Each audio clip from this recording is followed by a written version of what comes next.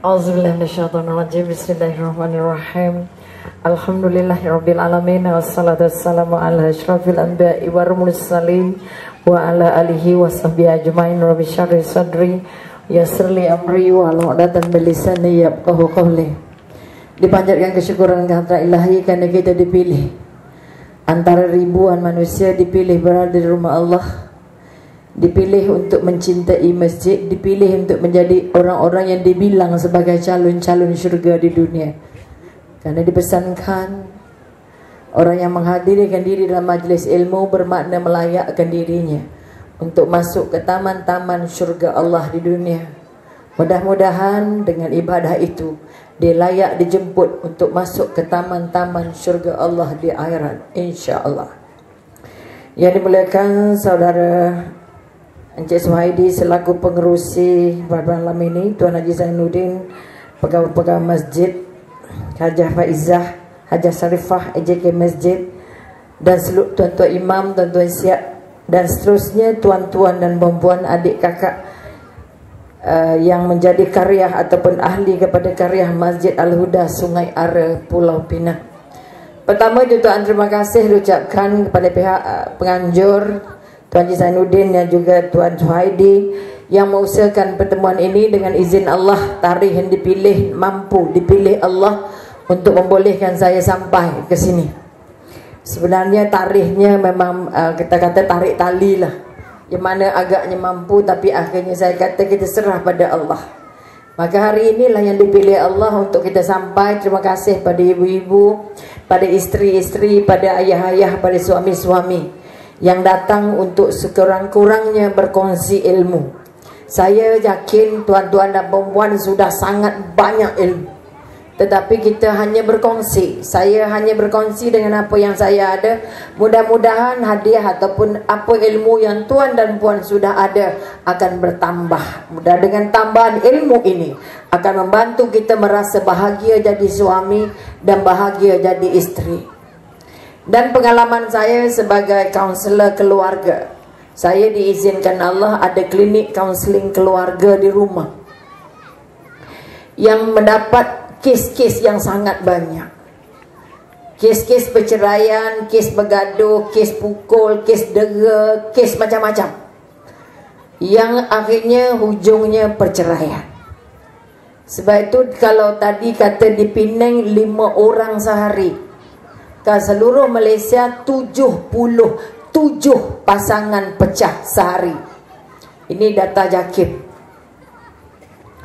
Tetapi kalau kita lihat anak luar nikah yang didaftarkan di pejabat pendaftaran, satu hari 235.000. Ini yang kita bimbang, dua benda yang sangat dekat.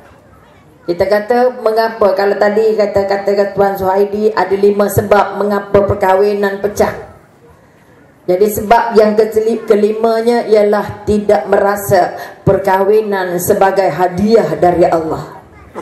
Maka kalau kita kata habis madu sepah dibuang, kalau dia benar-benar tebu sepah tak boleh makan, tapi ini adalah ungkapan, maka kita katakan perkahwinan adalah kontrak paling tua di dunia. Tidak ada perjanjian lain yang paling hebat di sisi Allah, sehingga Nabi kata siapa yang tak menolak ataupun yang menolak untuk mendirikan rumah tangga, bermakna dia bukan umatku. Kalau dari segi budayanya, orang yang tak kahwin dianggap tidak dewasa. Dari segi pergaulan dan sebagainya, kita menganggap perkahwinan merupakan satu daripada syarat-syarat untuk mengangkat kekuatan, lebar-luaskan umat Nabi Muhammad sallallahu alaihi wasallam. Sebab itu sekali lagi kita sama-sama tanya diri kita. Kalau bercakap dengan habis manis sepah dibuang ini, kita melihat balik ke dalam diri. Kebanyakan ataupun 90% keluarga yang tempang, keluarga yang mengalami penderaan, isteri yang dibelasah, dipijak, dibaling, ditolak dari kereta, dikunci dari luar, dicabut fius keretanya. Tak terkatalah kes-kesnya. Itu kes yang kita kata agak serius sangat. Tapi didera emosinya, didera mentalnya sudah sangat banyak. Rata-rata mereka yang asas agamanya sangat nipis. Sangat-sangat nipis. Maka tahniah diucapkan pada pihak Masjid Al-Huda yang menyedari hakikat bahawa tanpa ilmu, tanpa kemahiran, saya yakin dan percaya tuan-tuan dan puan-puan sudah ada ilmu. TV semua siaran bagi ilmu. Tetapi yang kadang-kadang tak masuk jadi perbuatan, tak masuk jadi amalan, ilmu tidak dimasak turun ke hati, turun jadi keyakinan, akhirnya turun jadi amalan. Semua orang tahu, semua keluarga bila kahwin nak apa? Apa hendaknya? Bahagia, betul? Ada orang yang tak nak bahagia? Ada orang merancang kahwin nak bercerai? Tak ada. Orang tua doa nangis-nangis, ya Allah, berkati pejodoh anak aku ini, temukan jodoh anak aku ini, kekalkan jodoh anak aku ini sampai akhirat. Sebab tu pergi jumpa pengantin jangan cakap selamat pengantin baru sampai anak cucu. Selamat pengantin baru bahagia sampai akhirat. Kerana jumlah orang warga emas yang umur 60-70 bercerai jumlahnya sangat menakutkan. Bukan yang muda saja. Saya ada kes isteri 64, suami 70. Suami menikah dengan wanita umur 50. Tidak pernah kahwin. Isteri yang umur 64 setengah mati menangis. Ini contoh. Bila ditanya nak dikonsul dia, nak dibantu dia, apa yang awak paling sayang di dunia ini? Suami saya lah. Walaupun sudah ke Mekah, sudah umrah, tetapi sayang Allahnya nipis. Maka saya mohon tuan-tuan dan perempuan yang sudah kahwin, belum kahwin, akan kahwin, yang sedang jadi suami dan jadi isteri, bangun balik kekuatan bahawa perkahwinan tuan dan puan, adik dan kakak terlaksana atas izin Allah. Kalau anda rancang macam mana, susun macam mana, tanpa campur tangan Allah, tak jadi. Sebab itu langkah pertama untuk tidak sepah dibuang setelah habis manisnya. Pertama, tolong cinta isteri tuan-tuan atas nama Allah. Bukan cinta isteri saya kerana isteri saya cantik, sebab isteri saya bekerja, sebab isteri saya pandai, sebab isteri saya keturunan hebat, turunan Said. Bukan itu. Sebab itu tergelincir yang pertama bila kita sayang isteri kita kerana isteri. Suami isteri pula sayangnya kerana suami. Suami saya hebat, suami saya handsome, suami saya kaya, suami saya wah, segala-galanya. Sebab itu sekali lagi kebanyakan pecah kerana adanya poligami. Wahai suami yang nak berpoligami, kalau mengaku orang Islam, contohilah Rasulullah. Boleh poligami. Rasulullah tidak pernah berpoligami selagi isteri pertamanya tidak berangkat. Rasulullah berpoligami setelah isteri tercinta Siti Khadijah wafat, berangkat, meninggal dunia. Jadi sabar-sabarlah. Kerana tidak ada poligami yang tidak melukakan. Tidak ada. Ini fitrah seorang wanita. Sebab itu saya mohon tuan dan puan yang sedang merancang, sudah terjadi, pahamlah. Kebanyakan yang menggunakan alasan ini takdir, ini peta Tuhan. Wah, itu alasan sandaran biasa. Tapi berapa ramai mereka yang kahwin atas nama sedikit, menggunakan sedikit macam-macam selain melintas ke Thailand. Sangat ramai isteri-isteri yang tak ada surat nikah, tak ada surat cerai, tapi kata isteri. Suami tak balik, tak boleh cakap apa. Suami kata saya cerai tapi tak nampak hitam putih cerai. Akhirnya dia terampung-apung. Lepas tu saya mohon tuan-tuan dan perempuan, kalau masih punya anak dan ingin berkahwin, pertama semak agama. Bukan semak kerjanya, semak agamanya dulu. Rata-rata. Sebab itu pada kita, saya percaya tuan-tuan dan perempuan yang sudah datang, yang ramai datang ni sudah kahwin. Macam mana nak mengekalkan, macam mana nak merasakan, menjadikan perkahwinan kita itu sebagai cantik. Ada banyak 1001 sebab kalau nak runtuh, 1001 cara kalau nak hebat. Mana ada kalau kita tak kata ceramah siapa-siapa pun akan bagi tip 1, tip 2, tip 3. Tapi kita boleh buat ke tak?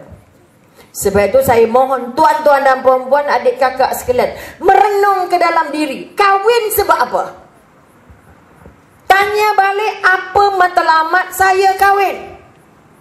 Adakah hanya matlamat fizikal, matlamat jasad, ataupun matlamat otak? Kalau orang tak kahwin, orang kata masalah. Saya nak kahwin sebab nak menambah zuriat, tapi ilmu tak tambah. Saya nak kahwin sebab mak ayah suruh kahwin. Saya nak kahwin sebab saya dah ada duit. Saya nak kahwin sebab saya dah ada semua. Maka sekali lagi saya mohon tuan dan puan, kalau jadi penasihat, jadi pakar rujuk, jadi siapa pun ditanya tentang perkahwinan, pertama tanya, kamu sudah belajar ilmu kahwin banyak mana? Kamu sudah belajar ilmu tentang perkahwinan banyak mana? Karena perkahwinan itu bukan sekadar bercantum dua jasad, bukan sekadar bercantum dua jiwa, tapi tercantum satu pasangan jumpa Allah. Sebab itu ini yang tergelincir.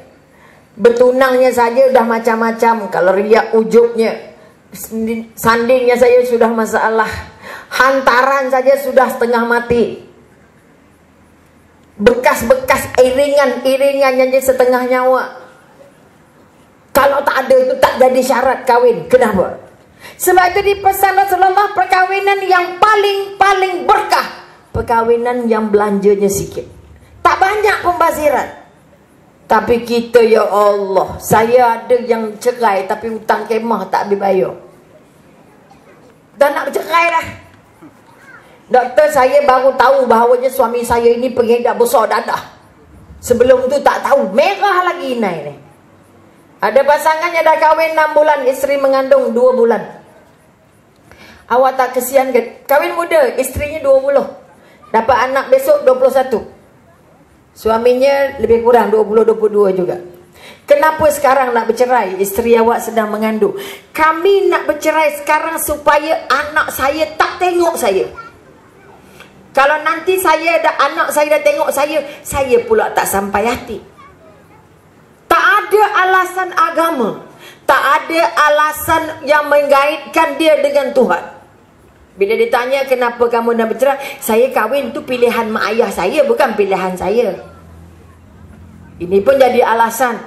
Sebab itu sekali lagi, kalau kita melihat perkahwinan merupakan satu kontrak, satu amanah, satu rezeki, satu hadiah, bukan satu bebanan. Bukan lepas kahwinnya serabai, belum kahwin, wah, kacak maco.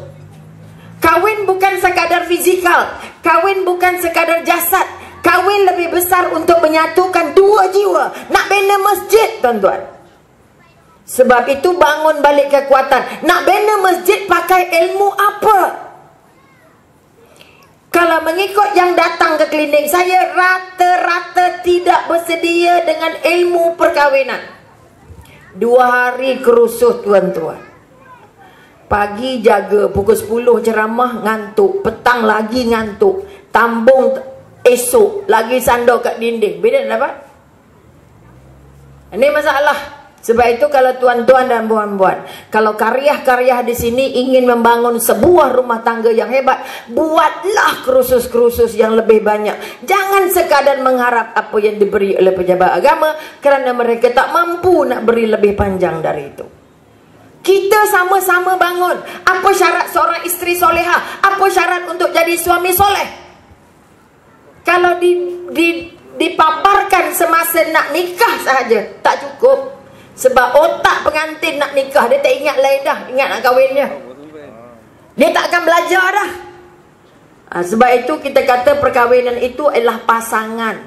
Bila pasangan tak ada seorang besar, seorang kecil. Walaupun dikatakan suami itu ketua, Tapi hari ini berapa ramai suami jadi kutu tua di rumah.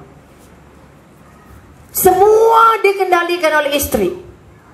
Ramai suami yang tidak campur tangan dalam urusan rumah tangga. Kerana kononnya kan suri rumah. Walaupun dua-dua bekerja, tapi suami nak angkat ego, I am the king. Saya raja, saya ketua, tapi tak tahu apa-apa. Sebab itu hari ini anak remaja kita yang terseliyuh, anak remaja kita yang hilang keyakinan beragama, anak kita yang dipancing orang masuk akidah lain, anak kita yang sudah tidak merasa yakin hidup perlu bertuhan, jumlahnya ratus ribu. Saya mohon tuan-tuan, saya NGO, bekerja NGO tak pakai gaji. Kita menyiasat terus. Kalau di Kuala Lumpur ada Darul Sa'dah, ada Darul Sakinah, ada segala darul, semua anak kita dari umur 12 pergi serenti tuan-tuan. Anak umur 12, 13, 14. Anak siapa? 99 anak kita. Maka sekali lagi saya diberi Allah kesempatan ke serenti, pergi ke pusat pelindungan HIV. Siapa yang paling banyak? Kita. Anak kecil-kecil yang tak ada masa depan. Bayangkan. Tak boleh jatuh, tak boleh luka. Bayangkan macam mana cikgu nak jaga dia. Tak boleh lari, tak boleh terantuk darah, tak boleh kena kat orang. Ingat senang kan nak boleh? Sebab itu sekali lagi tuan-tuan dan perempuan, kita jangan menangis kalau ada bayi yang dibuang. Kerana bayi yang dibuang itu garanti masuk syurga. Tapi menangislah anak depan kita, anak yang bersama kita tak layak masuk syurga. Saya minta tuan-tuan angkat tangan, siapa rasa layak, anaknya layak masuk syurga? Wahai suami, cuba angkat tangan. Berapa orang agaknya isterinya layak masuk syurga sama-sama dengan dia? Tak berani angkat. Oh, jangan main-main. Kita tak pernah tak berani kata anak saya akan masuk syurga. Tuan-tuan, anak belajar dari kita. Dia tidak belajar dari siapa-siapa.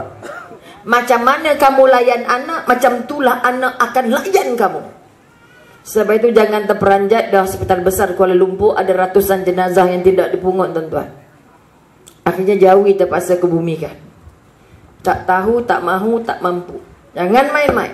Sebab tak ada kekuatan agama. Ayah-ayah yang tinggalkan di bus stop, tinggalkan di RNR, tinggalkan di surau, macam-macam. Sudah berlaku di Kuala Lumpur, tidak mustahil berlaku di Penang. Kerana apa? Tak merasa hubungan ikatan dengan Allah. Sebab itu sekali lagi tuan-tuan yang jadi isteri, jangan mabuk sayang suami, mabuk sayang Allah dulu. Sebab itu dalam training saya, bila saya tanya, siapa yang mau masak? Wah, saya masak. Puan masak kan?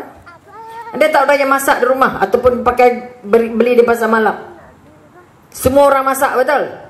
Suami saya itu tak suka makan makanan kedai, nak suruh masak. Jadi rata-rata 99% yang saya tanya, apa sebab masak? Jawapannya apa? Untuk siapa? Untuk suami dan anak-anak. Betul? Hari ini nak ubah. Saya bukan masak untuk suami dengan anak-anak saja. Saya masak kerana Allah. Jadi masak tak penat. Makanan jadi sedap. Jangan masak kerana suami, bila suami balik tak makan. Allah minta maaf lah, tadi masjid ada mesyuarat, ada makan dah kenyang. Kalau dah kenyang, kenapa tak cakap? Kita penat masak. Betul tak? Apa perasaan kalau kita masak, tiba-tiba anak dan suami tak makan? Sakit hati, betul? Maka ini juga boleh jadi sebab mengapa kita tidak mampu untuk bahagia. Sebab itu saya mohon tuan dan puan, saya tak nak bagi tip banyak-banyak kalau tak boleh buat. Yang pertama, sayang suami kerana Allah, suami sayang isteri kerana Allah. Jangan tengok kurusnya, gemuknya, hitamnya, putihnya. Jangan tengok bergaya tak bergayanya. Tengok dia sebagai hadiah dari Allah. Tengok dia amanah dari Allah. Tengok dia nak jawab depan Allah. Apa kamu didik dengan suami isteri kamu? Apa kamu didik isteri kamu? Apa kamu bagi ke isteri kamu? Bagaimana layan kamu dengan isteri? Hati-hati tuan-tuan. Kalau semua isteri nak buat, suami nak buat apa? Sebab itu beroleh kerana talak itu pada suami. Kalau pada bagi pada isteri, sehari entah berapa kali talak ke? Talak pada suami. Pengalaman saya, yang suami ni dah buat hal macam-macam, tapi tak nak talakkan isteri. Caci maki, babi, binatang, segala keluar. Doktor, saya dah tak larat ni nak. Dikata macam-macam. Tapi saya minta berpisah, dia tak bagi. Artinya dia seronok dera orang. Dia seronok buat dosa. Dia seronok siksa orang. Pasal apa? Orang ke bukan tu? Itu bukan orang dah. Sebab itu pertama, ramai suami tak ngaji. Ramai suami tak baca Quran. Ramai suami tak jadi imam pada keluarga. Ramai suami tak ajar sendiri anaknya mengaji.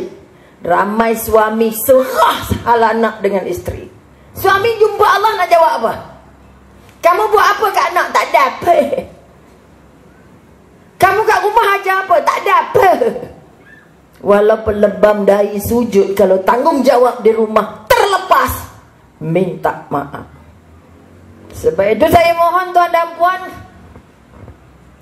ya Allah, kebanyakan kita sebab itu dipesan.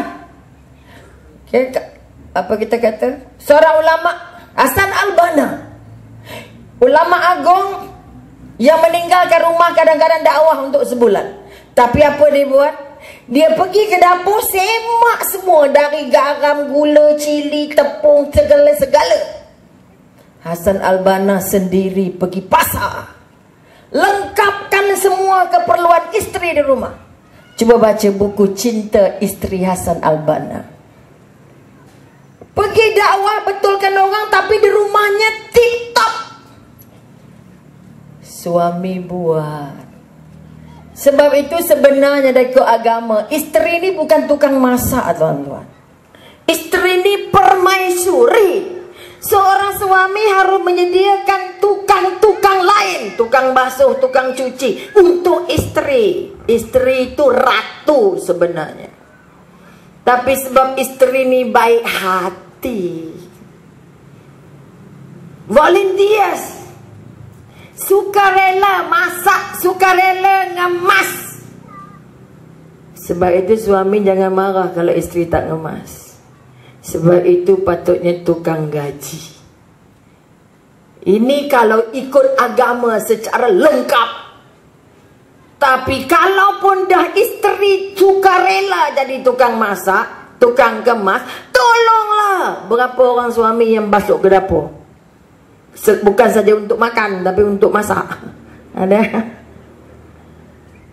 Ini salahnya mak ayah kita dulu. Tak bagi anak laki-laki ke dapur. Queen control. Kalau laki-laki masuk rumah, wah, masuk dapur setengah mati. Ya Allah. Sampai hari ini ada suami yang takut nak ampai kain di luar rumah. Masih ada suami yang takut nak angkat kain di ampaian, takut orang nampak. Gila. Maka saya mohon tuan-tuan yang pegang amanah, syurga kami orang perempuan pada tuan-tuan.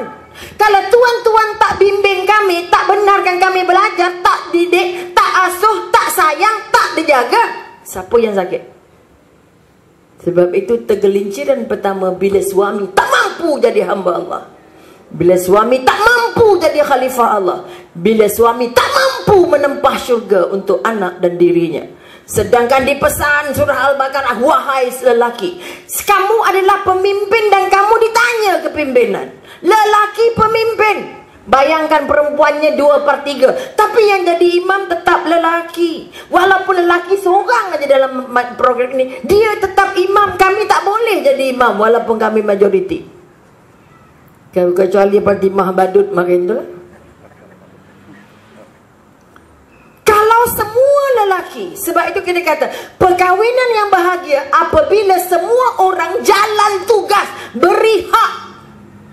Suami tugasnya apa, isteri tugasnya apa, diberi sama rata. Kalau Nabi jahit baju, kalau Nabi tolong ke dapur, kalau Nabi tolong perah susu kambing, kalau Nabi tolong masak, kalau Nabi tolong buat roti, kita apa cabuknya, kata orang berak nak masuk ke dapur.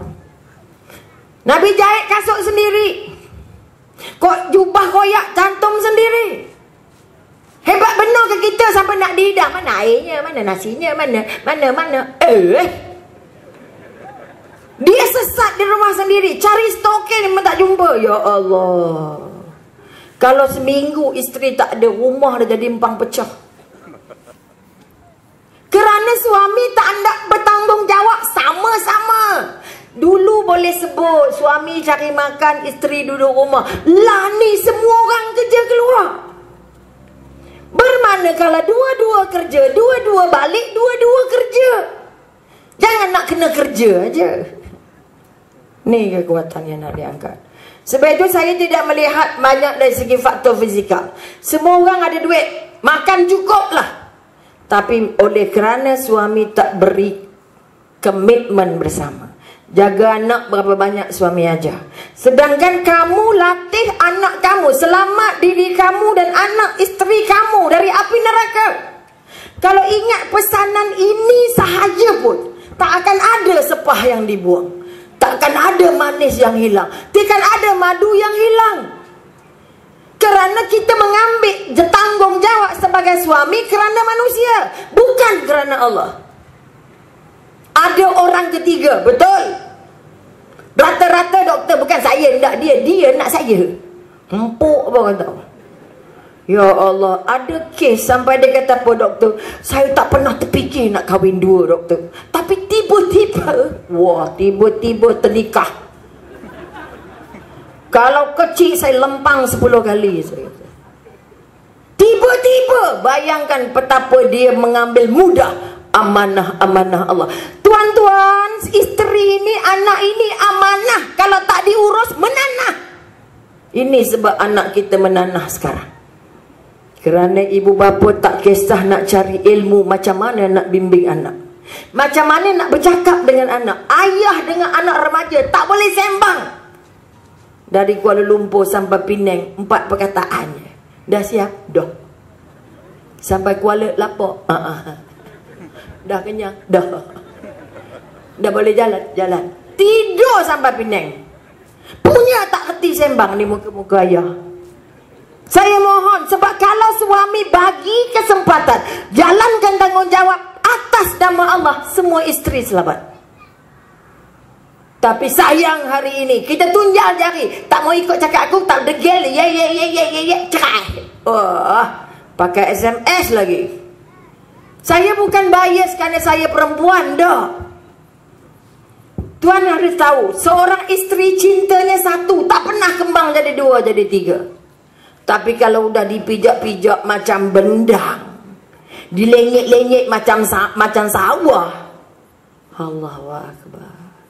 Saya ada seorang yang ada suami, saya minta maaf tapi tidak menyinggung siapa-siapa. Sebagai kaunselor saya boleh cerita kes, tapi tak boleh cerita orang. Okay? Orang yang katanya ada agama, belajarnya hebat-hebat, tapi di rumah tersimpan CD banyak ini. CD apa? CD lucah. Dipaksa isteri menengok. Dia minta dilayan macam CD, macam dalam CD. Tak ikut dibelasah pakai tali pinggang. Birat-birat belakang isterinya. Apa jenisnya tu? Oleh kerana dia suami kelihatan warak, mak yang dia mengadu, mak dia sendiri, ayah dia sendiri, isteri tak percaya yang menantunya jadi hantu. Ada orang yang split personality. Depan orang, wah, tasbih. Belakang orang, ya Allah, pakai topeng singa. Saya banyak melihat kes perceraian pertama bermula 70% sebab lelaki. Lelaki yang tengok Facebook, ya Allah, Saya ada banyak kes menantu isteri bela mertua yang lumpuh. Dah petang, dah maghrib, dah isya baru naik. Maknanya membela mak kepada suami. Ada 2-3 yang di sini pun ada. Sebab yang dari Penang banyak, dari Kedah, ada dari Perlis pada datang. Suami umur 69, isteri umur 65. Bela mertua. Apa suami buat kat atas? Facebook. Muah. Astaghfirullahaladzim. Bercerita bila tak perasan isterinya naik, dia tak sempat tutup skrin, dia tutup Swiss. Isteri pula nak cari resipi apa nak buat bubur sedap. Sian mak mentua aku nak pakai bubur biasa. On komputer terus nampak muah. Saya mengimpikan, andai kata awaklah sepatutnya jadi isteri saya. Masya Allah. Apa perasaan perempuan dapat ayat macam tu? Kita lentang bukang ni jaga mak dia ni. Kes saya paling sikit ada 8-7 kes begitu. Itu contoh. Maka sekali lagi, saya bukan bias dalam arti kata memihak pada perempuan dah. Sebab perempuan ini sayap kiri, lelaki itu sayap kanan. Lelaki dan perempuan pasangan. Macam mana kasut sebelah kotor, sebelah bersih? Boleh balai tak?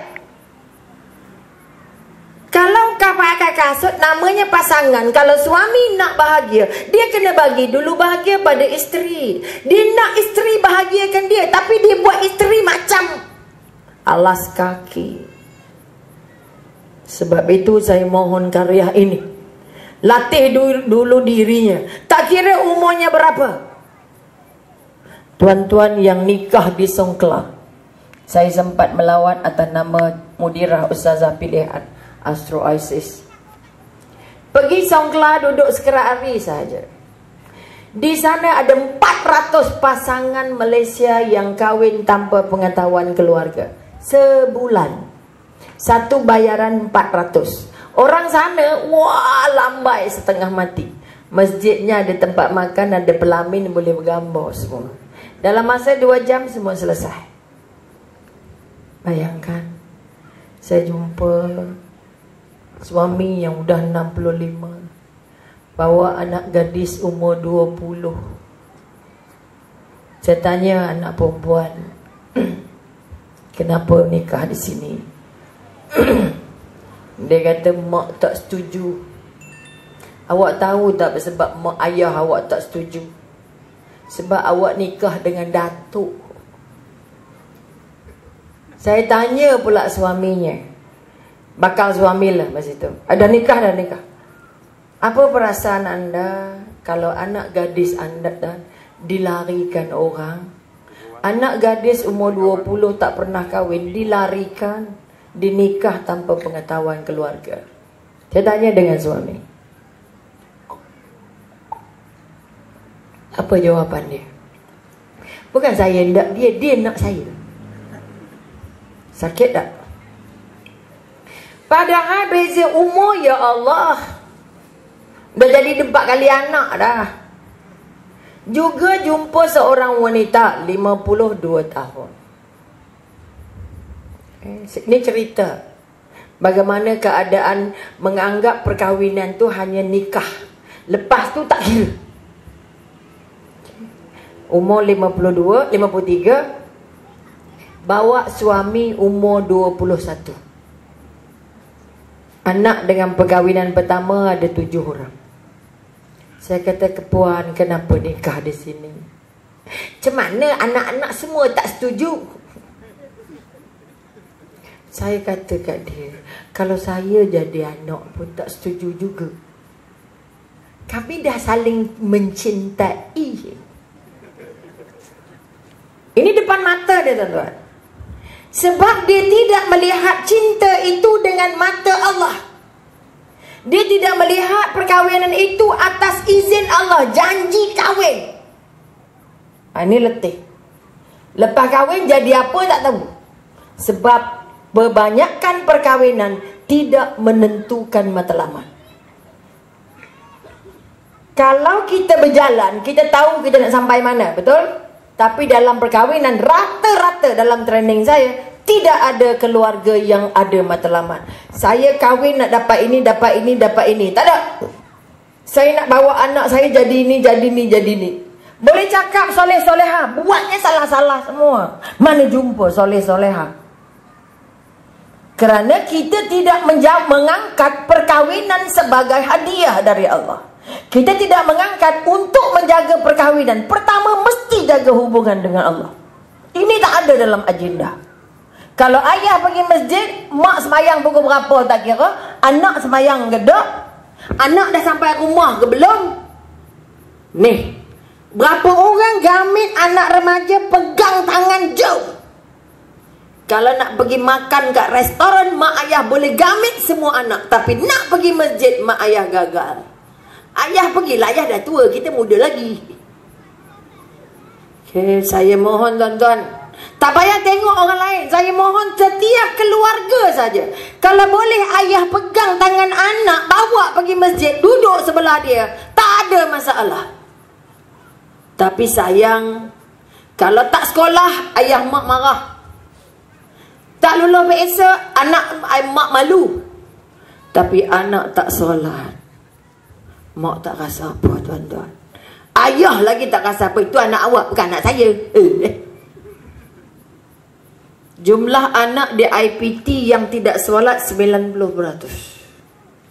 Kalau solat pun tak cukup 5. Pergi sekolah menengah agama penuh.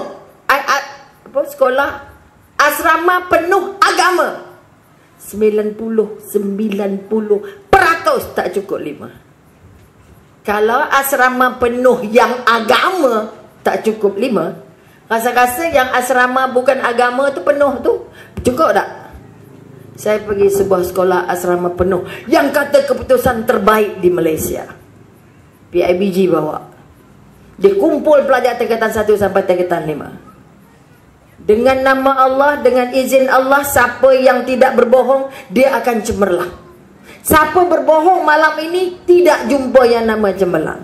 Oleh itu sila angkat tangan siapa yang tak cukup 5. Dari form 1 sampai form 5, 99% tak cukup 5. YDP, PIBG macam nak pensan.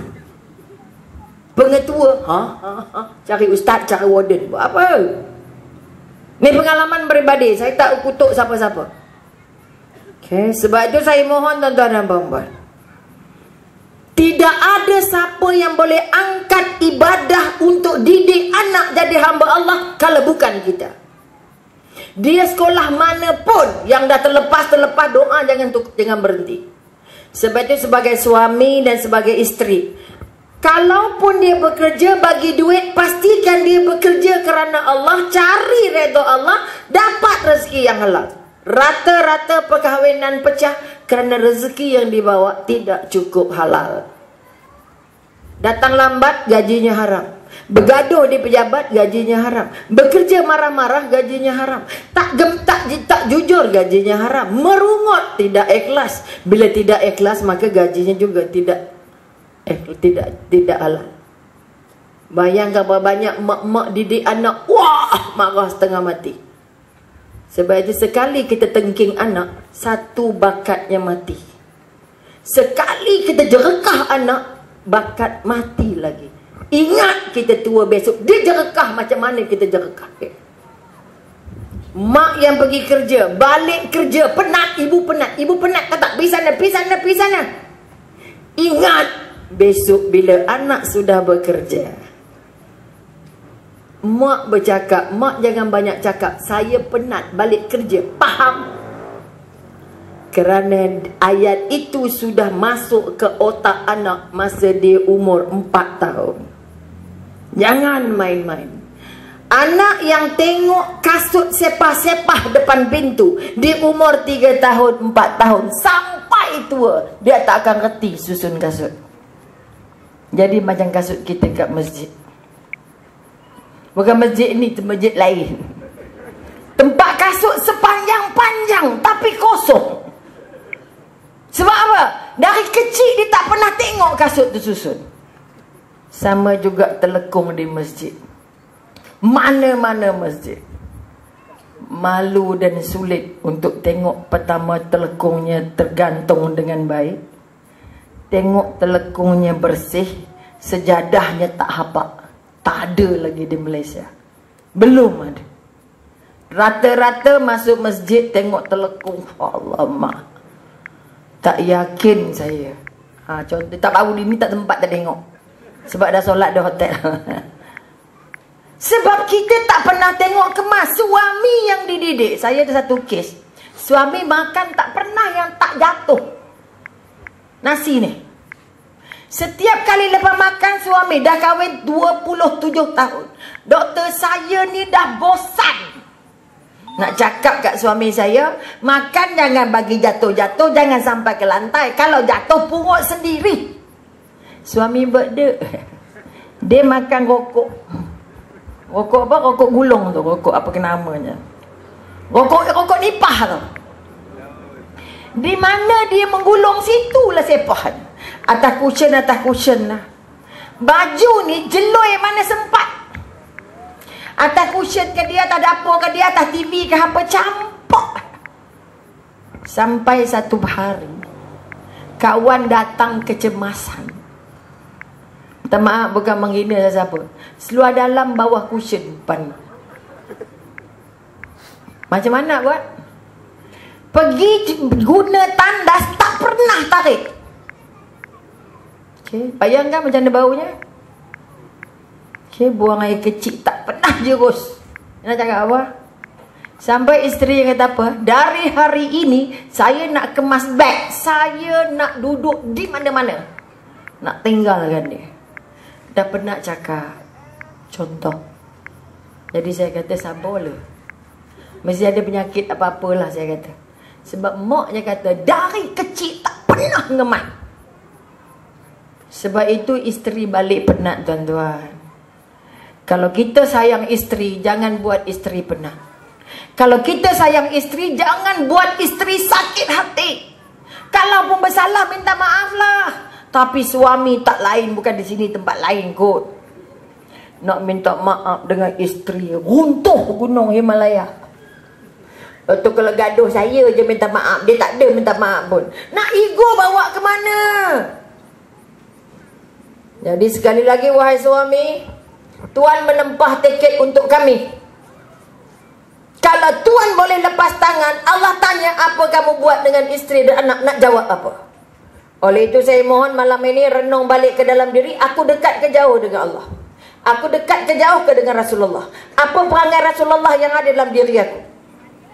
Banyak letih macam mana. Kalau perangai Rasulullah tak ada, kalau cinta dengan Allah tak ada, dirasa dilihat Allah tak ada, nak bertanggungjawab depan Allah tak ada, nak jawab soalan Allah tak ada dalam jiwa, letaklah 1000 tips sembako, tak jadi. Maka malam ini saya mohon Tuan, jangan tengok keluar, tengok ke dalam. Berapa banyak aku dah lukakan hati suami dan hati isteri.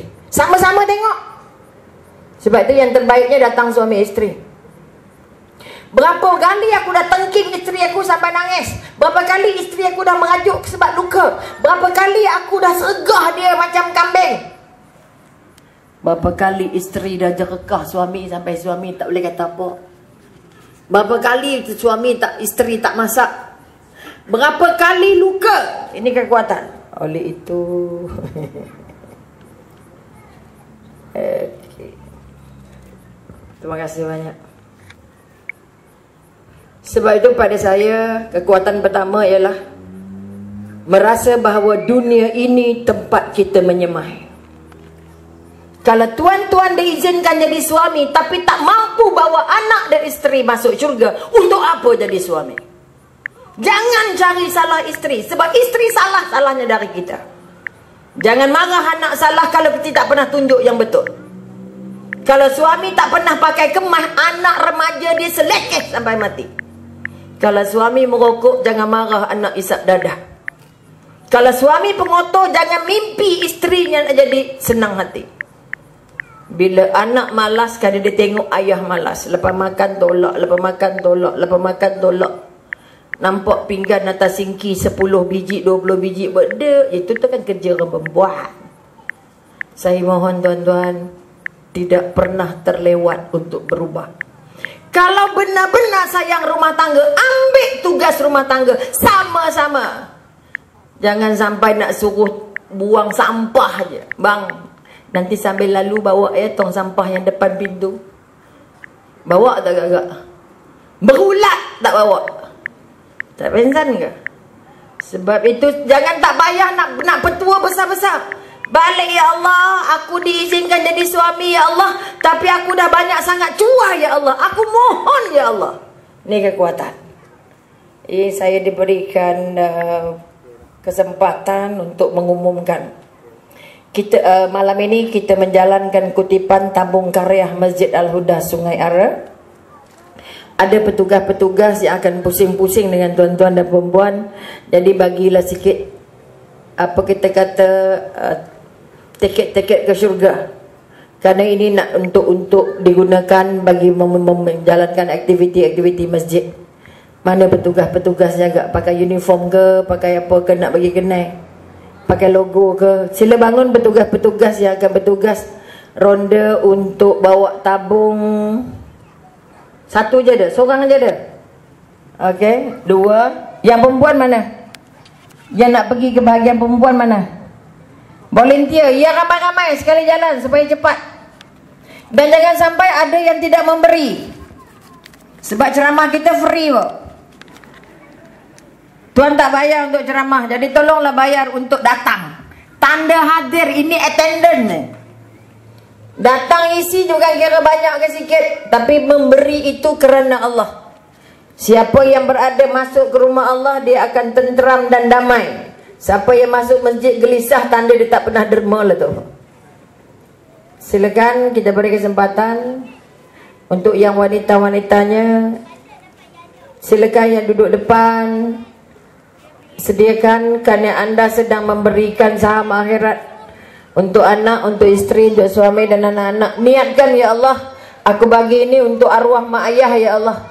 Sampaikan pahalanya untuk mak ayah aku. Selagi duit tuan-tuan berada dalam tabung-tabung masjid, insya-Allah dapat untuk mak ayah. Walaupun bagi RM10. Jangan bagi RM1, doanya 4 meter. Untuk anak, untuk cucu, untuk cicit, untuk nak letih ya. Okey, kalau boleh pertama untuk mak ayah, sebab kalau digunakan untuk masjid, selagi digunakan insya-Allah mak ayah kita dapat saham sebenar-benarnya. Sebab itu jangan berkira dengan masjid, kerana semua orang mati nak jumpa masjid. Kalau masih hidup anda tak nampak masjid, mati besok takut tak boleh masuk masjid. Ini yang kadang-kadang saya berserempak dengan orang yang bawa jenazah sudah pergi sampai 3 masjid, tak ada orang nak mandi. Sedih. Ada kes. Okay, saya terpaksa pendekkan ceramah sebab ada dah pergi 3 masjid, tak ada orang nak mandi dalam satu kawasan. Jangan main-main. Mati bukan main-main. Ada orang dari hospital bawa 3 tanah perkuburan, tak ada orang nak gali kubur. Tersidai mayat tepi nak cari orang. Jangan sampai begitu. Itu tanda-tanda yang Allah tunjuk dia tak pernah memberi. Siapa tidak pernah memberi, dia tidak akan menerima. Walaupun itu fardu kifayah.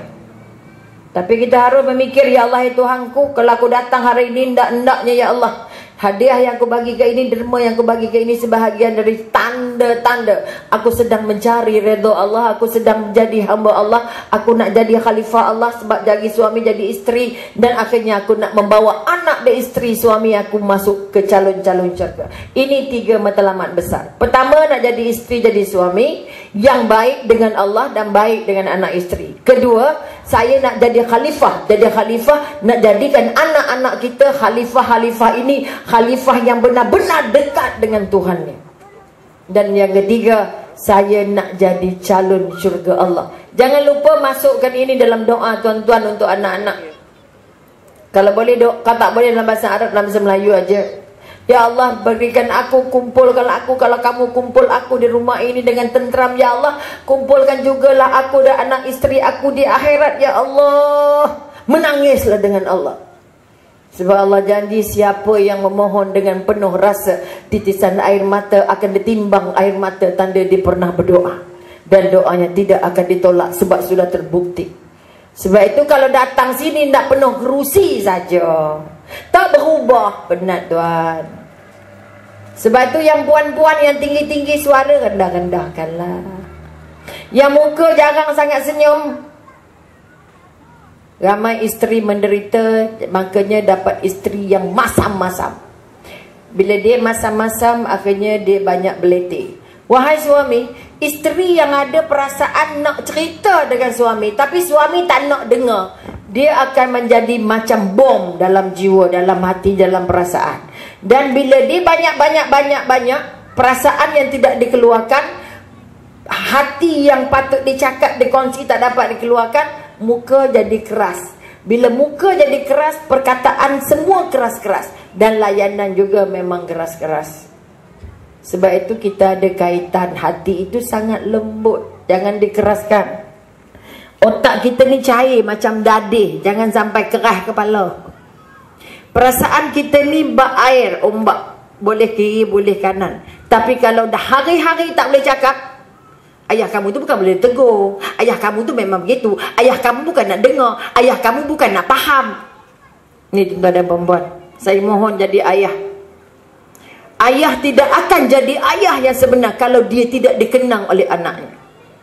Sebab itu rakam jadual dengan anak. Ya Allah, ayah saya kemarin pernah tampai plaster masa saya darjah 1 jatuh. Ayah saya kemarin pernah betulkan cacing tayar basikal saya. Ayah saya kemarin pernah pimpin saya pergi surau. Ayah saya dulu. Kalau tuan-tuan tak ada diary dengan anak, anak nak kenang apa? Cerita ke? Anak nak kenang kita sebab apa? Kalau bukan kerana hatinya yang cinta dengan Allah, mencintai ibu dan ayah kerana Allah. Sebab itu sekali lagi, wahai suami dan isteri, kita sekarang nak jumpa apa? Dalam perkahwinan nak jumpa apa? Bahagia, betul? Nak jumpa bahagia. Kalau belum bahagia dengan Allah, bahagia tidak akan singgah di pintu kita. Sebab itu bahagia hanya akan singgah kalau makannya cukup. Cukup maknanya apa? Hari ini makan tengah hari ada, malam karang ada, esok belum tentu ada. Itu cukup. Ada makanan untuk hari itu, cukup. Tapi kita tak ada makanan untuk sebulan itu. Ke Nabi dalam dapurnya ada bekalan untuk 3 hari sahaja. Kita berapa hari? Sebulan, sampai bawang tumbuh-tumbuh semua. Nak bekal. Sebab dia sekali lagi, kita jangan terlalu banyak menjaga fizikal ini. Mandi 3 kali sehari, basuh gigi, basuh muka, basuh kaki. Tapi otaknya tak pernah dibasuh dengan ilmu. Perutnya makan 3 kali sehari, tapi jiwanya tak pernah makan dengan tasbih dan zikir. Matanya tengok orang selalu, tapi tak pernah tengok ayat-ayat Allah. Tidak ada shortcut untuk jumpa Allah. Sebab itu Rasul kata, kalau kamu mau merasa hidup ini tenteram, berkawanlah dulu dengan Allah. Rasa dekatlah dulu dengan Allah, bergantunglah kepada Allah, memohonlah kepada Allah. Tak ada siapa ada kebahagiaan kecuali di tangan Allah. Ini kekuatan. Sebab itu tolong angkat balik semak Al-Quran anak, semak sujud anak, semak Fatihah anak. Ada isteri yang sujud solat setengah mati, tapi suaminya jamah sejadah pun tak pernah. Nak buat macam mana? Ni kalau buat sesi tanya lah ustazah lagi pensan nak jawab. Ada soalan tolong tanya. Kalau ada datang bawa ke depan. Kalau ada yang boleh disentuh. Kita banyak jaga makanan jasad tapi tak jaga makanan jiwa. Di rumah ada TV, ada CD, tapi tak ada hadis Nabi. Boleh tengok Hindustan tapi tak pernah tengok Quran. Nak jumpa rumah apa? Itu kami ni ada gangguan. Sangat banyak lah tu. Saya pergi ustaz tu, dia kata ada gangguan. Dia ni ada gangguan, saya pun ada gangguan. Jadi saya dengan dia panas je. Saya tanya tiap hari baca juzuk apa? Quran apa? Pakai surah apa? Gangguan-gangguan datang dari mana? Dari luar ke dari dalam? Kalau tak pernah baca Quran, macam-macam gangguan datang. Sebab itu ubat kena gangguan apa? Baca Quran, zikir. Mana ada ubat lain? Ada Panadol katanya? Dah. Sebab itu rumah yang tidak dibaca ayat-ayat Allah seperti rumah tak ada tingkap. Sanggup? Macam orang buat sarang burung, nak suruh burung masuk, rumah tak ada tingkap semua. Mata yang tidak melihat ayat-ayat Allah. Saya mohon maaf, pengurusi tak bagi tahu saya sampai pukul berapa. Mana pengurusi tadi? Sampai pukul berapa, bos? Berapa minit lagi ada? 2 jam. Ui, dah habis dah 2 jam ni, weh. Tinggal setengah jam je lagi. Ada apa-apa soalan sebelum saya terus? Maka saya kata pertama, wahai suami, saya balik pada suami lah. Pusing kok mana pun balik pada suami. Jangan takut tegur isteri. Kalau tegur, jangan tegur bagi hina. Siapa yang tegur orang yang ditegur rasa terhina, dia sombong. Nabi kata kalau ada di hati seorang anak Adam itu sombong sebesar habuk, tempatnya adalah di neraka.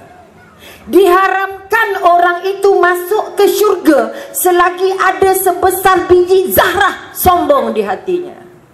Jangan tengok isteri, dah apa, pergi mana? Wah.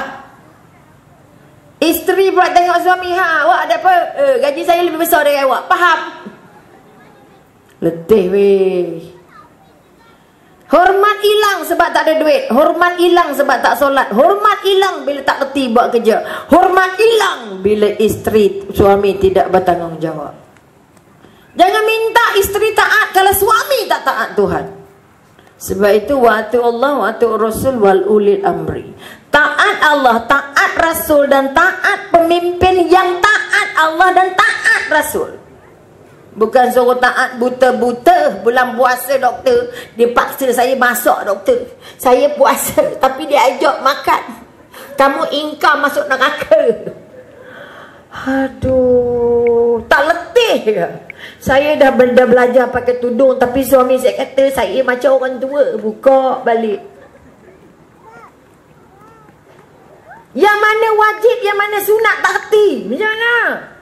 Wahai suami, kalau tak kerti, mintalah dia ajar. Belajarlah. Ramai suami yang kerti je marah je. Lain tak ada. Ini saya mohon. Maka wahai isteri, apapun salahnya, minta maaf bang. Minta maaf le. Jangan, awak tak elok sangat apa? Awak tak hebat no. Jangan.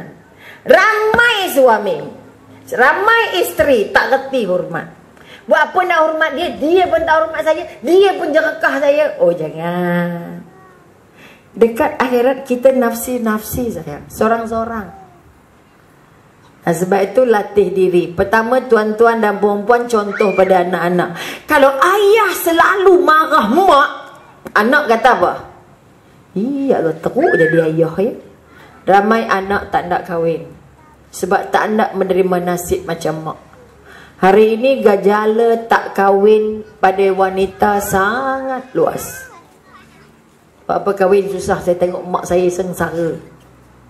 Ada yang anak dara tak nak kahwin bila tengok kakak-kakaknya sengsara. Saya tengok kakak saya tengok kakak nombor 1, kakak nombor 2, jangan.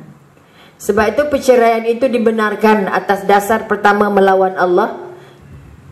Kalau melawan Allah, tak taat Allah, tak taat Rasulullah, ampun tuanku, jalan. Tapi kita takut. Sebab itu wahai suami, kalau nak marah isteri, you good or not? Anda dah elok belum? Kalau nak tegur, tegur elok-elok. Jangan paksa-paksa. Kalau suami ni dapat jadi suami penyayang, jadilah. Gaji sikit pun kita tak marah dah. Jangan pampers setiap sudut ada pampers. Allahu Akbar. Saya mohon, kebanyakan kes-kes yang dibawa ke mahkamah, puncanya suami curang. Isteri curang ada, tapi dalam 10, 1. Tapi suami curang ada 4 lori. Sebab itu kalau kita mengkaji, kami kaji, Datuk Masitah kan buat kat JAKIM kajian mengapa sampai 77 pasangan pecah sari. Sebab pertama, suami gagal jadi pemimpin. Bukan gagal jadi suami, gagal jadi pemimpin. Terutama memimpin jiwa anak-anak dan isteri. Memimpin jiwa jadi orang paling bertanggung jawab. Anak kita macam mana dia jadi apa, dia makan apa, dia baca apa, dia pakai apa. Anak melintas pakai bebek, lantaklah nak macam mana. Anak tak solat, macam mana. Dah cakap dah. Jangan cakap setelah anak sama tinggi dengan kita. Cakap anak selagi anak bawah lutut kita. Itu orang tua besar. Sebab itu sekali lagi, wahai isteri, jangan putus asa kalau dapat suami setengah mati. Kalau dia tak boleh bimbing kita jadi calon syurga, kita cari jalan sendiri. Ada isteri yang memang tidak bekerja, kalau bercerai pun dia lagi sengsara. Saya sangat tidak galakkan dia bercerai, terutama yang poligami. Kalau boleh tak payah bercerai. Kalau dia tak sayang kita, bye-bye. Pergilah ke rumah orang yang awak sayang. Nak pegang juga setengah mati, buat apa? Doktor, dia tak ikut giliran lah. Wah, gilirannya dari Allah, bukan dari dia. Kalau dia masuk ikut giliran tapi hatinya tak rela, tak jadi juga. Oleh itu saya pesan pada puan-puan yang sedang menderita dalam rumah tangga yang terombang-ambing. Pertama, jangan minta pada suami, minta dengan Allah. Doa banyak-banyak untuk suami. Ya Allah, itu aku, suami aku tak solat, suami aku degil, suami aku sombong, suami aku kepenabaran. Mengadu dengan Allah, jangan mengadu dengan manusia. Kadang-kadang bawa pejabat agama pun payah weh. Pengalaman sebagai kaunselor, masuk mahkamah gigil lutut dah. Nak cakap macam mana? Sebab itu kita ada peraturan undang-undang keluarga yang kelas, tapi nak amalinya, ya Allah, setengah mati. Sebab kita tak ada celik undang-undang. Sebab itu wahai suami, sekali lagi, belajar jadi imam. Imam dalam perangai, imam dalam pakaian, imam dalam gaya makan, imam dalam gaya beribadah, imam dalam kesihatan, imam dalam kebersihan. Bukan saja bersih jasad, bersih otak, bersih hati. Sebab itu balik sekarang tengok muka isteri aku. Ya bang, minta maaf bang weh, saya banyak kasar dengan awak ya. Saya suruh awak itu ini. Sebab itu wahai suami, jangan tukar isteri jadi suami. Jangan nak tukar isteri jadi apa yang kita mahu. Tak jadi. Tapi bimbinglah isteri jadi dirinya, tetapi diri yang lebih baik. Saya memang mak kalau buat sambal pedas. Kalau tak pedas tak sedap. Kesian saya, perutnya meragam. Buatlah sambal, tapi ubuhlah gula sikit ke, kurang sikit ke cilinya. Ini kalau makan pedas, ini nak suruh makan ke nak suruh bunuh? Ayat, baru masin sikit je. Ini lori garam tumpah kat depan rumah. Wah, mudah-mudahan tak ada lagi ayat-ayat itu. Sebab itu semak diri sendiri. Kalau anda mahu yang hebat, hebatkan diri dulu. Saya pesan, didik anak dengan karakter kita. Didik isteri dengan perangai kita. Jangan isteri letih kerana perangai kita. Kalau kita hendak isteri kita bersih, doktor, isteri saya pengotornya. Saya mohon tuan ambil cuti, bersihkan semua rumah. Tuan buat. Bersih periuk, kuali tinggal tengah-tengah aja putih. Lain semua hitam. Ambil berus, bersih kuali. Jadi contoh. Kalau tengok baju basuh tak lipat, sama-sama jom kita lipat. Jangan kenapa tak lipat, kenapa tak kemas, kenapa. Wah, itu jadi JPJ. Kenapa tu, kenapa ini. Jangan ada perkataan kenapa. Jom kita buat. Kesian isteri abang penat kan. Suami ni, isteri tak ada banyak tuan. Isteri nak dapat sikit perhatian jadilah. Bukan nak hari-hari pun. Ya Allah, kesiannya anak kita dah 5 tahun, apa surah yang dia pandai. Kita nak hantar anak jadi macam mana. Sebab itu matlamat perkahwinan tu harus jelas. Mesti ada makan minumnya, mesti ada makan pakainya, mesti ada tempat pelindungannya, dan mesti ada makanan jiwa. Saya mohon tuan dan puan, kalau tuan tak nak jadi baik, tapi tuan tak jadi baik, takkan jadi. Kalau isteri nak baik, tapi suami tak nak baik, tak jadi. Sebab itu saya pesan pada isteri, jadilah isteri yang baik, walaupun suaminya macam apa. Boleh? Sebab kita jadi isteri kerana Allah, bukan kerana suami. Saya pakai tudung kerana Allah. Saya masak kerana Allah. Saya ngemas kerana Allah, untuk suami. Kalau suami tak nampak rumahnya kemas, apa terbiat apa? Tak pernah rumah kemas. Nampak? Wahai suami, pujilah perubahan walaupun sikit. Daripada pakai baju kelawar jadi pakai baju tak kelawar. Uish, lainlah bajunya. Allah, kita lawa apa? Susah. Kalau yang tak pakai bedak, pakailah bedak. Awak nak ke mana? Tak ada ke mana. Boleh? Sebab itu sama-sama. Sama-sama. Tak boleh seorang saja yang kemas, seorang yang kisai, seorang saja yang solat, yang seorang lagi tak solat. Boleh? Wahai suami, bimbing. Bimbing. Bukan paksa. Bukan kerah. Bukan sergah. Bukan tenyih. Ini punca perkara. Sebab itu dia kata percerai tadi sebab ekonomi. Suami boleh belanja ke orang kawan-kawan, tapi tak nak bagi isteri, anak-anak. Suami ada kedudukan, tapi gunakan kedudukan untuk buat macam-macam. Saya ada kes, dia nampak cek suaminya 120,000. Dia tak, isteri yang tanya, ini duit apa bang? Alah, orang bagi ampau. Ampau 120,000. So dia tahu isteri suaminya rasuah. Dia telefon saya, doktor, saya nak buat aduan ke tidak? Kalau anda sayang isteri suami di dunia, simpan. Tapi kalau anda sayang isteri suami supaya selamat di akhirat, lapor. Walaupun anda kehilangan suami untuk beberapa ketika, tetapi di akhirat esok suami anda selamat. Akhirnya dia melapor. Dia jadi bukti dan saksi tentang rasuah suaminya, sebab dia mahu suaminya selamat di sana. Kalau selamat di sini tapi tak selamat di sana.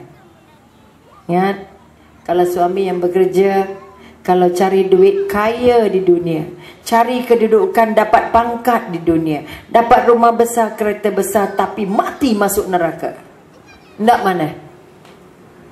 Ni yang saya mohon tuan-tuan pilih. Sebab itu jangan tengok anak sebagai bebanan, tapi tengok anak sebagai hadiah. Sebab anak juga buat banyak menyebabkan perceraian, sebab anak tak mampu diurus mengikut mahunya ibu dan ayah.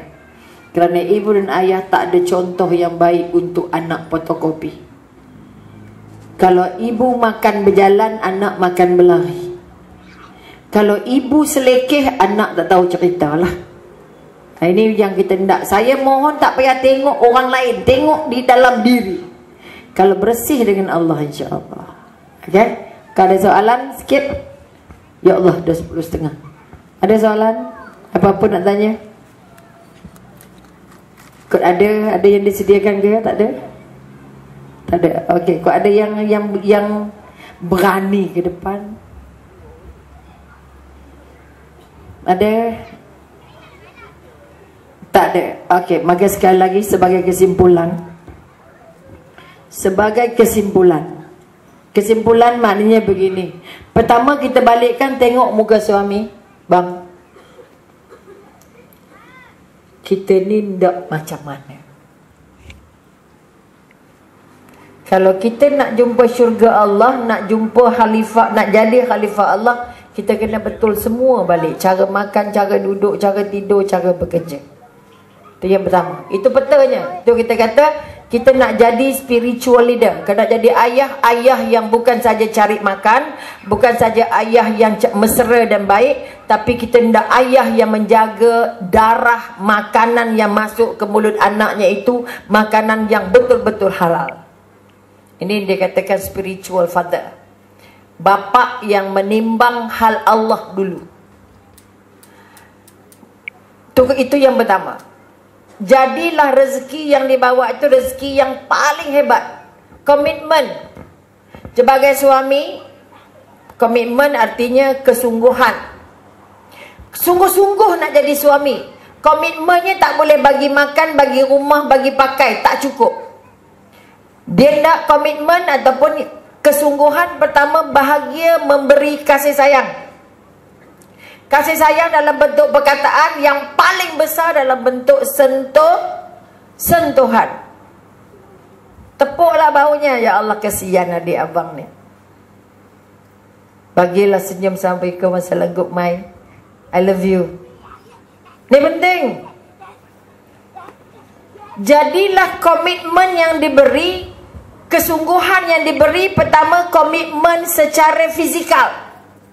Jaga badannya, jaga mandinya, jaga pakaiannya. Kedua, bagi komitmen emosinya. Dia gembira, dia ceria, dia senang hati. Ketiga, yang kita panggil spiritual commitment. Saya bekerja mencari redha Allah, nak dapat rezeki halal, nak bagi anak-anak saya dapat yang halal, dan akhirnya anak saya mampu jadi khalifah, mampu merasa ada Allah di hatinya, mampu merasa dia memijak buminya Allah. Itu kita kata komitmen sampai ke peringkat spiritual. Kalau ada matlamat, bukan matlamatnya nak ada rumah, bukan matlamat nak ada anak, bukan matlamat nak bahagia, tapi matlamatnya nak bangun anak-anak dan isteri terkumpul depan masuk syurga Allah. Ini yang kita kata visi atau matlamat. Matlamat mesti jelas. Kalau gaduh je, bang, kita nak masuk syurga, bang. Bang, kita nak masuk syurga. Kita nak jadi calon syurga, tak jadi gaduh lah. Okay, boleh? Itu namanya matlamat. Matlamat jangka pendek nak jadi hamba Allah. Matlamat jangka sederhana nak jadi khalifah Allah. Matlamat jangka panjang nak jadi calon syurga Allah. Boleh ke tak? Sebab isteri nak marah, ya Allah, astaghfirullahalazim, aku ni nak jadi calon syurga, layak ke aku kalau muka mumi sombeng-sombeng macam ni, bahasa kerah-kerah macam ni, layak ke aku? Boleh? Sebab itu bangun karakter, bangun sahsiah. Sahsiah pertama, ikut sahsiah Rasulullah, yang lembut, yang santun, yang jujur, yang amanah. 4 yang paling hebat. Kalau belum jujur dengan isteri, jangan mimpi nak jujur dengan Allah. Saya mohon tuan-tuan, jangan biasa bohong isteri. Walaupun ada orang kata sunat, bohong sunat, tak ada hadis kata ada bohong sunat. Sebab itu saya mohon, kalau tuan nak jadi jujur, mengaku Muhammad Rasulullah, jangan bohong dengan isteri. InsyaAllah anak tak bohong mak ayah. Kalau ayah bohong isteri dan bohong anak-anak, anak akan besar jadi pembohong. Ini yang kita paling takut sekarang. Okay, kita mungkin boleh lepas, anak tak lepas. Sebab itu nak didik anak masuk ke masjid bukan perkara mudah. Sebab itu kita boleh tarik anak ke masjid, tapi belum tentu dia jumpa Tuhan. Ini yang kita paling takut. Macam pesan pendidik, banyak cikgu boleh masukkan anaknya ke kelas, tapi belum mampu membuat anaknya gembira belajar. Oleh itu saya mohon sebagai yang terakhir, banyak-banyak bawa gembira. Assalamualaikum, ayah dah balik. Ibu dah masak belum? Nak makan pukul berapa? Nak minum pukul berapa? Jom. Boleh? Janji. Bawa rasa gembira. Makan sikit, okey. Banyak, okey. Senang, sedap, okey. Tak sedap, okey. Boleh ke tak? Balik bawa senyum banyak-banyak. Subhanallah, syukur aku masih ada suami, aku masih ada isteri. Ada ramai orang tak pernah kahwin, ada orang dah bercerai, ada orang suaminya berangkat. Jadi tuan-tuan perempuan yang masih ada suami, bersyukurlah. Pandang suami sebagai sebahagian daripada hadiah dari Allah. Ya Allah, kalau Allah tak jodohkan kita kan bang, tak kahwinlah saya. Syukur alhamdulillah Allah jodohkan saya dengan awak, kekal sampai sekarang. Walaupun awak ni banyak songeh. Boleh tak bawa baik? Kalau ini dapat diangkat, boleh solatnya sama. Kalau mau tak dapat solat sama, sama-sama solat. Artinya suami solat di pejabat, mak isteri solat di rumah. Ini kekuatan. Tapi sama-sama solat. Bang, dah solat belum? Jangan tanya dah makan belum. SMS, yang solat dah azan dah. Boleh ke tak boleh? Gunakan istilah yang baik-baik, sayang. Yang ayahnya, maknya, janganlah. Boleh? Jadi kalau yang tua-tua buat begitu, orang muda sangat bahagia. Tapi kalau yang tuanya ngongang, akhirnya orang tua tidak mampu jadi contoh. Maka jangan ada sepah yang terbuang, jangan ada manis yang kurang. Kalau kurang tambah-tambahlah, ubahlah gula nipah ke, gula Melaka ke, supaya tidak ada sepah. Sebab tidak pernah ada sepah dalam kehidupan manusia. Sebab itu kalau yang terjatuh, angkat sama-sama bangun. Kalau yang terluka, jahit sama-sama. Minta maaf, tak sengaja. Kalau ini dapat diangkat, anak tuan dan puan, anak paling bahagia. Sebab satu daripada sumber kebahagiaan untuk anak jadi pandai, untuk anak senang diasuh, bila mak ayahnya berkasih sayang. Lembut dengan mak, lembut dengan ayah, akan lembutlah dengan anak. Tapi kalau mak ayah, aku engkau, gantilah, memang tak ke mana lah anak-anak. Okey, jadi sekali lagi sampai di sini saya pun esok hari bekerja, saya faham. Okey, kalau tak ada apa-apa soalan, sebagai sekali lagi saya mohon ampun dan maaf. Saya mohon tuan dan puan mendidik anak suka baca Quran, suka cakap jujur, jaga auratnya, jaga perlakuannya. Kalau dua ini dijaga, insya-Allah iblis tak akan genggam dia. Jadi setiap rumah harus boleh baca Quran. Ayah boleh bawa, ibu boleh ikut, anak-anak jadi makmum. Belajar untuk jadi imam. Saya anak kecil-kecil, suami sibuk, saya jadi imam walaupun anak saya ada lelaki. Masa anak kecil-kecil kita latih dia jadi imam. Umur 15, anak laki-laki lepas dah boleh jadi imam. Tapi kalau ayah tak pernah jadi imam, nak suruh anak jadi makmum politik, apalagi jadi imam. Jadi sekali lagi, terima hadiah keluarga sebagai hadiah teragung dari Allah. Berazamlah supaya keluarga tuan-tuan adalah keluarga yang nanti dikumpul Allah ke syurga dengan rasa bahagia. Ketiga, belajarlah menerima kekurangan suami dan isteri. Kalau tak boleh terima, kita tidak akan jumpa bahagia. Suami saya ni tidurnya macam lembu kena korban. Siapa nak apa nak buat, itu rezeki saya. Isteri saya ni pula kalau tidur, ya Allah, jangan. Artinya terima kelemahan, kekurangan, terima kelebihan. Sebab Allah tak pernah jadikan kita tu sama ada lebih saja ataupun kurang saja, tak. Semua orang ada hebatnya. Sebab kita dijadikan dari air yang paling hina, betul, tapi paling sempurna. Dan akhir sekali, buang sombong. Boleh buang sombong? Suami jangan tengok isteri tu macam cacing kerawit je. Dan isteri jangan tengok suami macam gegasi. Okey, siapa yang bercakap membuat orangnya sedih, membuat orang tu terhina, sombong. Siapa yang memakai membuat orang yang tengok rasa tak sakit hati, riya. Siapa yang bercakap tapi menghina, sombong. Siapa yang memberi arahan tapi arahannya nak kerana kuasa, sombong.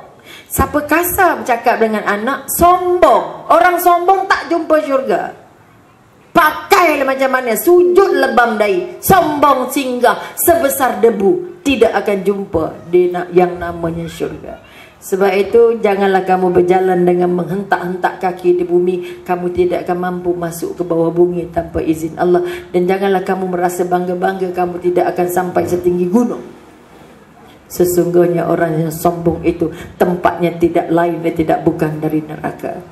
Mata tengok suami, sombong ke tak? Suami mata suami tengok isteri, hormat ke tak? Tengok aja perempuan tahu dia sayang kita ke tidak. Dah siap belum? Apa lambat sangat? Sikit je. Jadi sekali lagi saya pesankan, jaga anak, daftar anak jadi hamba Allah. daftar anak jadi pengikut Rasulullah, latih anak untuk cinta dengan Allah, takut dengan Allah, taat dengan Allah. Kalau anda boleh, tuan dan puan, suami dan isteri, isteri taat Allah, suami taat Allah, suami takut Allah, isteri takut Allah, suami cinta Allah, isteri cinta Allah, otomatis anaknya akan dapat contoh yang hebat. Mudah-mudahan sedikit yang kita kongsi malam ini akan menjadi sebahagian daripada mutiara untuk kita merasa betapa berbahagianya jadi suami dan bahagianya jadi isteri dan indahnya ada keluarga. Mudah-mudahan kita diberi kesempatan oleh Allah untuk bertemu di lain-lain kesempatan, dan andai kata ada yang tak kena di mata dan di hati, yang apa yang saya katakan, saya memohon nyusun 10 jari mohon ampun dan maaf. Dan andai kata inilah ceramah terakhir saya di bumi Allah, dan tuan-tuan dan puan-puan mendengar berita saya berangkat berjumpa Allah, saya mohon dengan rendah hati, sudi apalah kiranya mengirimkan sekeping Fatihah untuk saya. Mudah-mudahan kiriman Fatihah dari tuan-tuan dan puan-puan akan memudahkan perjalanan saya ke alam barzakh sebagai tanda kita pernah berjumpa di sini, dan izin Allah kita jumpa di akhirat seperti ini, insya-Allah. Jadi sekali lagi terima kasih. Assalamualaikum warahmatullahi taala wabarakatuh. Saya serah kembali pada pengurusi.